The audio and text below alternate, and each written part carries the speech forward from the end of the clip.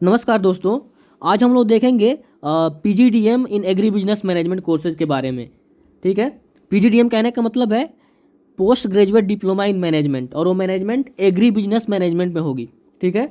तो यह एक पीजी कोर्सेज है, कहने का मतलब है पोस्ट ग्रेजुएट कोर्सेज है। तो आज हम लोग बस बेसिकली यही देखेंगे कि इसमें एडमिशन हम कैसे ले सकते हैं, इनमें एलिजिबिलिटी क्या है एडमिशन लेने के लिए। इसके बाद में मैं जो अगले वीडियो बनाऊंगा उसमें इसके फी स्ट्रक्चर और उसके बाद के वीडियो में पूरे प्लेसमेंट्स का डिटेल वीडियो हम लोग देखेंगे, जो कि इनका प्लेसमेंट बहुत ही बेहतर है। तो चलिए हम देखते हैं कि इनमें हम एडमिशन कैसे ले सकते हैं और एलिजिबिलिटी क्राइटेरिया क्या है। तो बेसिकली यह कॉलेज का जो नाम है चौधरी चरण Singh national institutes of agriculture marketing, Jaipur, जो कि राजस्थान में है।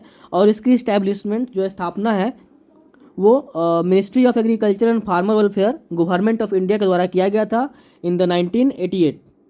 और ये जो कोर्सेज है PGDM in agri business management, that is post graduate diploma in management in agri business management, ये बेसिकली 2001 से शुरुआत की गई थी।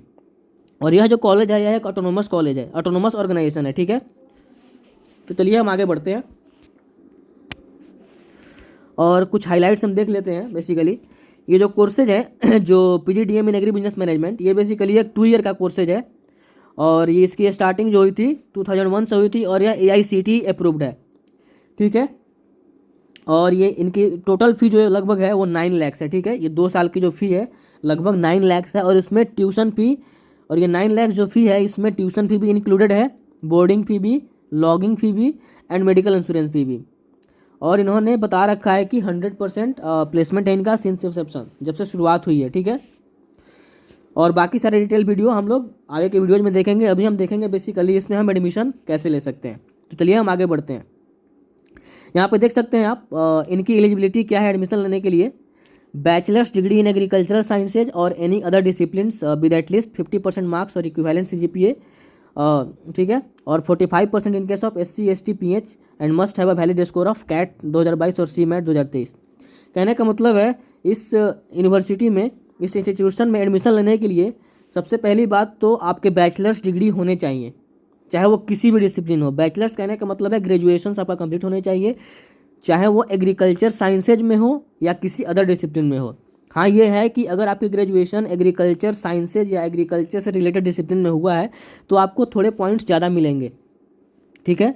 तो बैचलर्स डिग्री होने चाहिए और आपका एटलीस्ट 50% मार्क्स होना चाहिए, या 50% मार्क्स के करस्पॉन्डिंग जो आपका CGPA होगा। अगर हो सकता है कि बहुत सारे स्टूडेंट्स ऐसे होते हैं उनका मार्क्स जो होता है बैचलर में वो CGPA में होता है, तो वो CGPA को कन्वर्ट करेंगे कि 50% आ रहा है कि नहीं। तो कम से कम 50% मार्क्स चाहिए। और the students must have a valid score of CAT 2022 and CMAT 2023। कहने का मतलब है उस स्टूडेंट्स के पास कैट का फ्रेश स्कोर होना चाहिए, मतलब कैट क्वालिफाइड होना चाहिए या CMAT क्वालिफाइड होना चाहिए। ठीक है। तो इनका सिलेक्शन जो होता है वो मल्टी स्टेज में होता है। कहने का मतलब एक से अधिक स्टेज में सबसे पहले कैट या CMAT के लिए अप्लाई करना पड़ेगा। तो क्योंकि कैट का फ्रेश स्कोर चाहिए ही या CMAT का, तो आपको कैट के लिए अप्लाई करने होंगे। अगर उसमें आप क्वालिफाई करते हैं तो आप इनके ऑफिशियल वेबसाइट्स पे जाकर फॉर्म फिलअप करेंगे। उसके बाद कैट या CMAT के स्कोर पे आपकी शॉर्ट लिस्टिंग होगी पर्सनल इंटरव्यू और ग्रुप डिस्कशन के लिए। और जो पर्सनल इंटरव्यू और ग्रुप डिस्कशन होने के बाद आपके फाइनल सिलेक्शन लिस्ट अनाउंस किए जाएंगे। अगर आपके पास कैट और CMAT दोनों स्कोर्स हैं तो आप दोनों वहाँ पे मेंशन करेंगे, क्योंकि उसमें से जो बेस्ट आपका स्कोर्स होंगे वो काउंट किए जाएंगे। अब देखिए यहाँ पे देख सकते हैं selection parameters and their weightage. CAT या CMAT का वेटेज कितना है इसमें। कैट का वेटेज 51% है, CMAT स्कोर का वेटेज 34% है, और डाइवर्सिटी फैक्टर का वेटेज 6% है। डाइवर्सिटी फैक्टर कहने का मतलब है अगर जो भी स्टूडेंट्स एग्रीकल्चर साइंसेज में बैचलर्स उनका हुआ है तो उनको 6% वेटेज ज़्यादा मिलेंगे। और अगर ह्यूमैनिटीज़ या सोशल साइंसेज में उनका बैचलर हुआ है तो 2% उनको वेटेज मिलेंगे एक्स्ट्रा। और बाकी इनके अलावा अदर डिसिप्लिन में अगर बैचलर हुआ है तो कोई भी वेटेज एक्स्ट्रा नहीं मिलेगा डाइवर्सिटी फैक्टर में उनको। और ग्रुप डिस्कशन का वेटेज कितना है 12%, ऐसे राइटिंग का 10%, पर्सनल इंटरव्यू का 16% और वर्क एक्सपीरियंस 5%। कहने का मतलब है यह एक PG कोर्सेज है, that is post graduate courses है। तो बहुत सारे स्टूडेंट्स ऐसे भी होंगे जो बैचलर्स करने के बाद कुछ कंपनी में काम किए होंगे और काम करने के बाद आए होंगे, तो वर्क एक्सपीरियंस वहाँ पे ये मैटर कर रहा है, क्योंकि एग्रीकल्चर डिसिप्लिन में या किसी भी डिसिप्लिन में अगर वो काम किए हैं तो कंपनी में काम कैसे होता है, उनका एक्सपीरियंस वो मैटर करता है। तो उनका वेटेज 5% इन्होंने दिया है। अब चलिए हम देख लेते हैं इनके कोर्स के स्ट्रक्चर के बारे में। यहाँ पे देख सकते हैं टोटल 7 सेमेस्टर का ये कोर्स है और फर्स्ट सेमेस्टर का ये सारे सब्जेक्ट आपके दिए हुए हैं। आप देख सकते हैं फर्स्ट सेमेस्टर में, मैं हाईलाइट कर देता हूँ, ये रहा आपका फर्स्ट सेमेस्टर का कोर्स है और इनके क्रेडिट्स, कितने क्रेडिट्स मिलेंगे। ये रहा आपका सेकेंड सेमेस्टर का और ये क्रेडिट। ये रहा थर्ड सेमेस्टर का और ये रहा आपका क्रेडिट। ये रहा आपका क्रेडिट। सिमिलरली यहाँ पे आप देख सकते हैं फोर्थ सेमेस्टर का। फोर्थ सेमेस्टर बेसिकली आपका समर इंटर्नशिप प्रोग्राम होगा। मतलब फोर्थ सेमेस्टर में आपको इंटर्नशिप करवाई जाएंगी, जो कंपनी बहुत ही अच्छे रिप्यूटेड ऑर्गेनाइजेशन के साथ इनका कोलैबोरेशंस है और उनके साथ आपको इंटर्नशिप करवाएगी। उनका क्रेडिट 10 है। तो यहाँ पे देख सकते हैं सबसे ज़्यादा क्रेडिट उस समर इंटर्नशिप प्रोग्राम का है। सिमिलरली यहाँ पे फिफ्थ सेमेस्टर का आपका दिया हुआ है सब्जेक्ट्स, और यहाँ पे सिक्स सेमेस्टर का और यहाँ पे 7 सेमेस्टर का। ठीक है, तो टोटल ये 7 सेमेस्टर का कोर्स है जिसमें फोर्थ सेमेस्टर में आपको समर इंटर्नशिप करवाया जाएगा। अब चलिए हम देखते हैं इनके एडमिशन प्रोसेस, जो कि मैंने ऑलरेडी पहले बता दिया है, फिर भी एक डिटेल्ड में जो दिया हुआ है उसको हम लोग देख लेते हैं। यहाँ तो एलिजिबिलिटी जो सेम है जो मैंने बताया। ठीक है, उसके बाद यहाँ पे आप देख सकते हैं the candidates must have valid score CAT या सीमेट।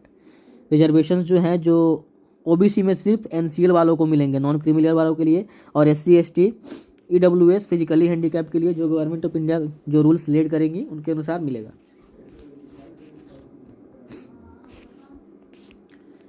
और यहाँ पे आप देख सकते हैं कोई भी रिफंड नहीं मिलेगा अगर आप एडमिशन्स कैंसिल करवाना चाहते हैं। तो यहाँ पे देख सकते हैं there will be no refund of fee paid by the students in case in the event of cancellation of their admission for the above reasons. ठीक है, all applicants are required to submit attested photocopy. ये सारे details आप खुद से पढ़ सकते हैं, मुझे बताने की कोई ज़रूरत नहीं है क्योंकि ज़्यादा इंपॉर्टेंट ये है नहीं। चलिए अब हम देखते हैं, ये बेसिकली डाइवर्सिटी फैक्टर है।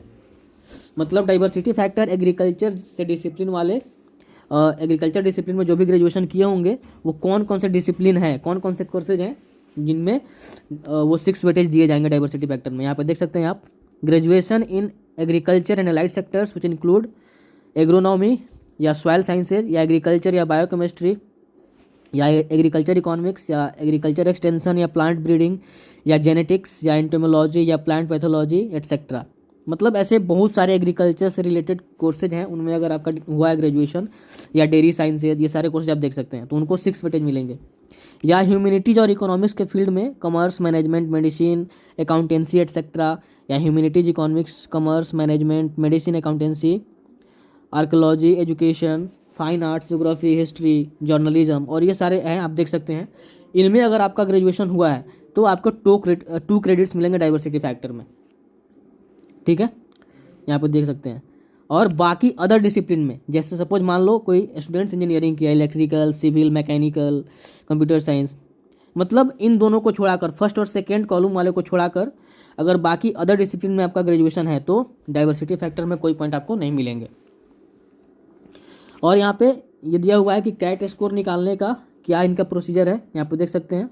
और सीमेट स्कोर का, जो कैंडिडेट्स का कैट स्कोर वो divided by highest CAT score जो अटेंड किया गया स्टूडेंट के द्वारा इंटू 51। सिमिलरली यहाँ पे देख सकते हैं इसका दिया हुआ है। अब चलिए हम देख लेते हैं वर्क एक्सपीरियंस का वेटेज।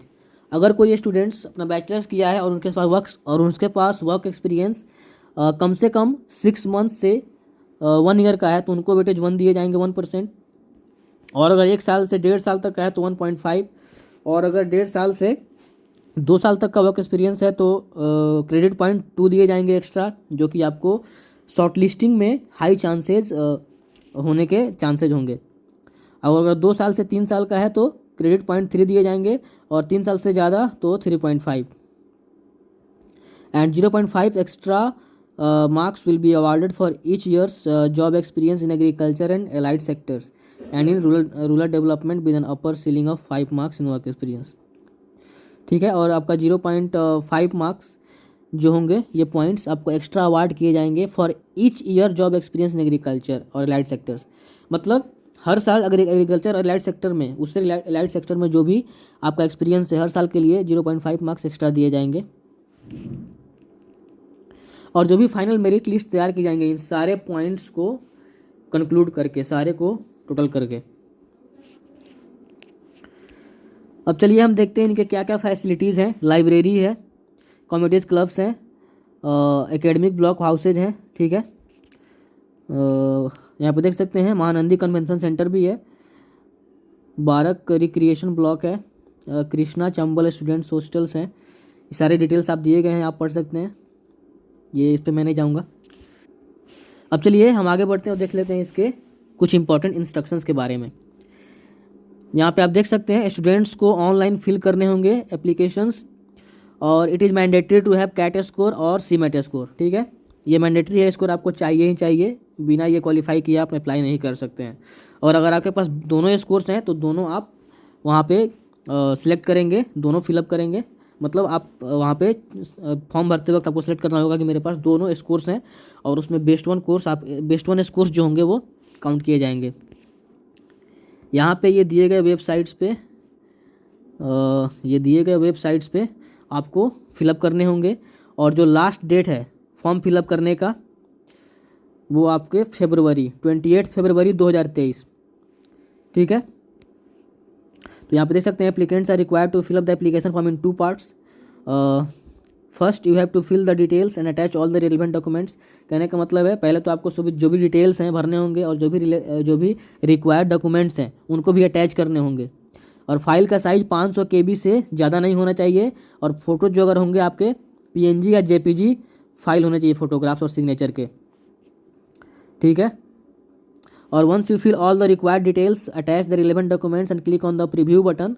तो जैसे ही ये सारे डिटेल्स आप फिलअप करने के बाद जैसे ही प्रीव्यू बटन पे क्लिक करेंगे तो वहाँ पे you will receive preview of your fill documents. मतलब आपने फिल जो किया है पूरा दिखाएगा, आप वहाँ पे देख सकते हैं बेसिकली कि जो भी डिटेल्स आपने फिल किए हैं वो सही है कि नहीं।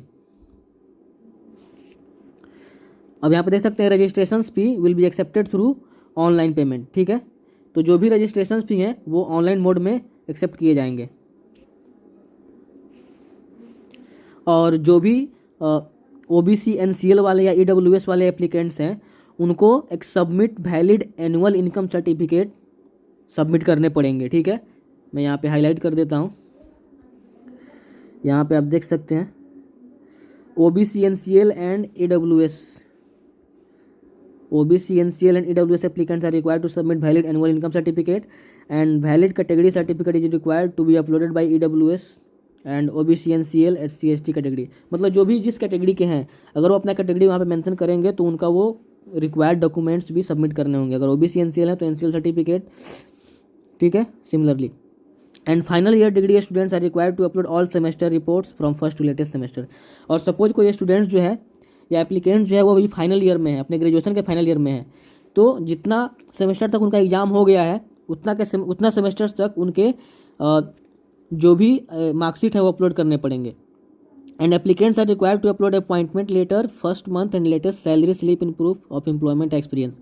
और अगर किसी स्टूडेंट्स का एक्सपीरियंस है तो फर्स्ट मंथ और लेटेस्ट मंथ का, मतलब लास्ट मंथ का सबसे जो लेटेस्ट मंथ का सैलरी स्लिप होगा वो अपलोड करने पड़ेंगे। और जो भी अपॉइंटमेंट लेटर है वो आपका अपलोड करना पड़ेगा, और एक्सपीरियंस लेटर। और internship during graduation like RAWE engineering ETC will be counted as work experience. तो ये सारे चीज़ें वर्क एक्सपीरियंस में भी काउंट किए जाएंगे।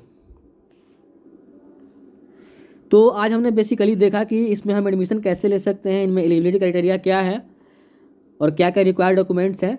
तो आज के लिए बस इतना ही, धन्यवाद। और अगले वीडियो में हम लोग फी स्ट्रक्चर और इसके प्लेसमेंट्स के बारे में हम देखेंगे। धन्यवाद।